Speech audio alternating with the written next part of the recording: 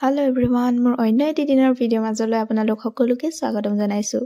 আধা ঘণ্টামান যুঁজাৰ পিছতো চুলিখিনি ভালদৰে বান্ধিব নোৱাৰাৰ বাবে অৱশেষত উপায় নাপাই চুলিখিনি মেলিয়ে যাবলৈ লৈছো। ভিডিঅ' এটাৰ বাবে ক্লিপ ল'ব লগা আছিল। গতিকে এইটো হ'ল মোৰ ফাৰ্ষ্ট লুক। কোনটো জনগোষ্ঠীৰ সাজ হয় চিনি পাইছে যদি জনাবচোন। আৰু এয়া হ'ল মোৰ ছেকেণ্ড লুক। সন্ধিয়া হ'বৰ হ'ল কিন্তু আমাৰ ভিডিঅ' বনাই হোৱা নাই। গতিকে আমি ভিডিঅ'টোৰ সম্পৰ্কে অলপ ডিছকাছ কৰি আছিলোঁ। আৰু এয়া হ'ল সন্ধিয়া কলেজৰ দৃশ্য। সন্ধিয়া কলেজখন দেখিবলৈ বৰ ধুনীয়া হৈ থাকে।